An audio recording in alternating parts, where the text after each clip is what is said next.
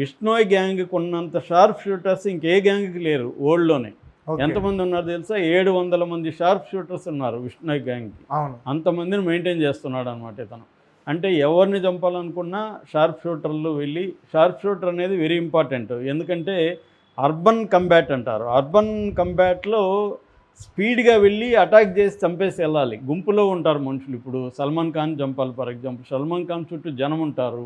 ఎప్పుడు కూడా ఒంటరిగా ఉండడు కదా. ఒంటరిగా ఎక్కడో చింత చెట్టు కింద కూర్చుంటే ఎవడైనా పోయి కత్తితో కూడా పొడి చెల్లిపోవచ్చు. ఇది అట్లా కాదు, సెక్యూరిటీ ఉంటారు, వాళ్ళ చుట్టూ జనం ఉంటారు.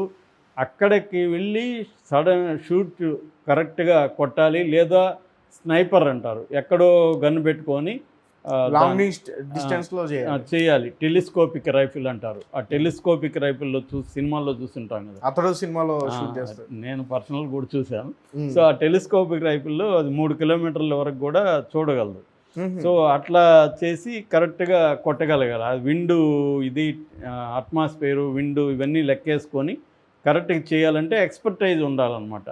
కొద్దిగా అట్లన్నా విండు స్పీడ్ అవి తెలియకపోతే నీకు బుల్లెట్ కరెక్ట్గా వెళ్ళదు. లాంగ్ నుంచి కదా నువ్వు వేస్తావు, గాలి కొద్దిగా అట్టయిందంటే బుల్లెట్ పక్కకి వెళ్తుంది. ఇవన్నీ క్యాలిక్యులేట్ చేసుకొని చేయగలగాలి. అందువల్ల షార్ప్ షూటర్ అనేవాడు వెరీ ఇంపార్టెంట్. ఇతను 17 ఏళ్ళ నుంచి ఈ ఫీల్డ్లో ఉన్నాడు. అంటే వీడికి 32 అంటే 15 అట్ ది ఏజ్ ఆఫ్ 15 వీడు దీంట్లోకి వచ్చేసాడు. ఎవరు? నవీన్ కుమార్. ఇతన్ని ఏం చేశారంటే మొన్న 3 రకాల పోలీస్ టీములు కలిసి ఇతన్ని వలపన్నాయి. ఇతను ఎక్కడంటే కొత్వాలి ఏరియా అంటారు, హపూర్ అంటారు. హపూర్ అనే ఒక టౌన్ ఉంది ఉత్తరప్రదేశ్లో. ఈ గ్యాంగ్ ఏం చేస్తుందంటే ఎక్కువగా ఉత్తరప్రదేశ్, రాజస్థాను, పంజాబు, తర్వాత హర్యానా ఈ ఏరియాల్లో ఆపరేట్ అవుతుంది. ఇక్కడ మనకి ఢిల్లీ ఎన్సీఆర్ ఏరియా అంటారు. ఎన్సీఆర్ అంటే నేషనల్ రీజన్ క్యాపిటల్.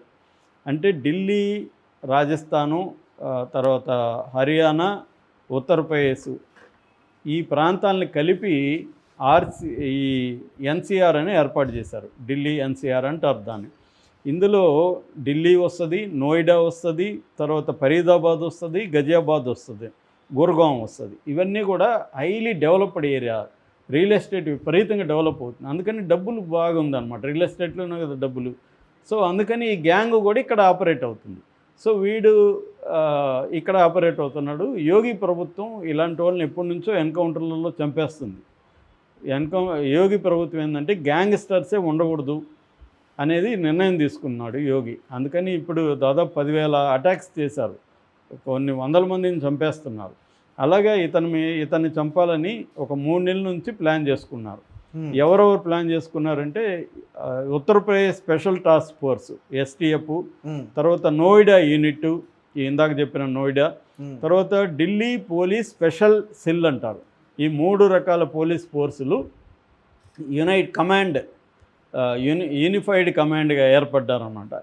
ఏర్పడినప్పుడు వాళ్ళకి మొన్న 28వ తేదీ 8 గంటలకి టిప్ అందింది, వాడు పలానా దగ్గర ఉన్నాడు, అక్కడి నుంచి ఇక్కడికి వస్తున్నాడు అని. అంటే దాద్రి నుంచి హపూర్కి వస్తున్నాడు, దాద్రిలో ఉన్నాడు ఒకడు, వాళ్ళ ఫ్రెండ్, వాళ్ళు ఒకరిని ఎవరినో బెదిరించడానికి వెళ్తున్నారు అని చెప్పి వీళ్ళకి టిప్ అందింది. దాంతో వీళ్ళు 8:30 నుంచి టీమ్స్ రెడీ అయిపోయినాయి, వాళ్ళ రూట్ మ్యాప్ రెడీ అయిపోయింది. వీడే బైక్లో వెళ్తున్నారు, 2 వీలర్లో వెళ్తున్నారు వాళ్ళు.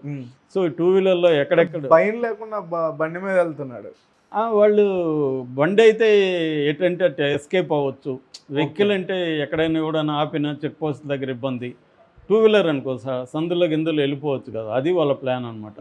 అందుకని మావోయిస్టులు కూడా సిటీలలో తిరిగేటప్పుడు 2 వీలర్లు ఎక్కువ వాడతారు. సందులో గొంతులు వెళ్ళిపోవచ్చు దూరి 2 వీలర్ అయితే. వెహికల్ అనుకో నీకు మెయిన్ రోడ్లోనే వెళ్ళాలి, పట్టుకోవడం ఇది. మన చాలామంది మందు తాగే వాళ్ళు కూడా బైకులు వాడతారు. ఎందుకంటే డ్రంక్ అండ్ డ్రైవ్లో ఎస్కేప్ అవ్వచ్చు, వాళ్ళకి అర్థమైపోతుంది ఏ ఏరియాలో ఉంటుందో, దాన్ని అవాయిడ్ చేసి వెళ్ళిపోవచ్చు. కార్లు అయితే వెళ్ళలేవు అలాగా. సో అందుకని ఇతను ఫ్రెండ్ ఇద్దరు కలిసి బైక్లో వెళ్ళబోతున్నారు అనేది వీళ్ళకి టిప్ అందింది. వీళ్ళు కాపు కాశారు. కాపు కాసినాక దాదాపు 10 o'clock ఆ ప్రాంతంలో ఒక దగ్గర ఆపారు బైక్ని. ఆపగానే ఇమీడియట్గా వీళ్ళు కాల్పులు జరిపారు. పోలీసు ఆపగానే. ఎవరు? వీడు నవీన్ కుమార్ వాళ్ళ ఫ్రెండ్. కాల్పులు జరపగానే వాళ్ళు అక్కడ ఆల్రెడీ పోలీసులు ఉన్నారు, వాళ్ళందరూ కూడా కాల్పులు జరిపారు. ఈ కాల్పుల్లో 4 పోలీసులు, 2 కానిస్టేబుల్, 2 ఎస్ఐలకి గాయాలైనవి. ఒక అతనికైతే కడుపులోకి బుల్లెట్ వెళ్ళిపోయింది. అంటే వాడు కూడా ఎక్స్పర్ట్, షార్ప్ షూటర్ కదా వాడు. సో పోలీసులకి అంత ఇది లేదు, వీళ్ళకి ట్రైనింగ్ ఉంటుంది. నలుగురిని షూట్ చేస్తే వాడిని అయితే షూట్ చేశారు వీళ్ళు కూడా. వాడైతే చనిపోయాడు, నవీన్ కుమార్ ఆయన చనిపోయాడు, కానీ ఇంకొకటి పారిపోయాడు. అంటే పోలీసులు ఫెయిల్ అయినట్టే కంప్లీట్గా. అంటే కంప్లీట్గా ఫెయిల్ కాలేదు, వీడినైతే టార్గెట్ వీడే కాబట్టి వీడిని చంపారు కాబట్టి మిషన్ అకంప్లిష్డ్.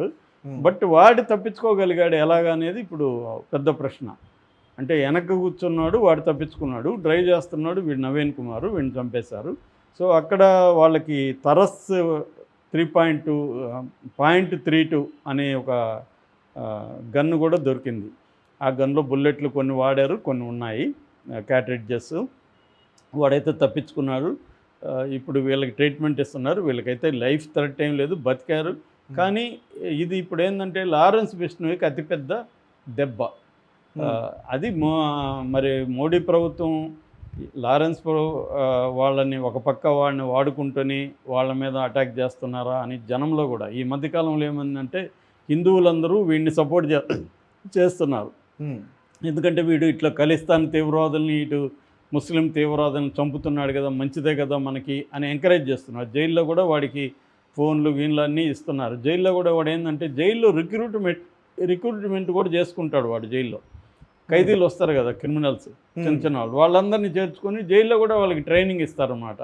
అంటే మిలిటరీ యాంగిల్లో వాళ్ళు ఎలా చేయాలి, పని చేయాలి.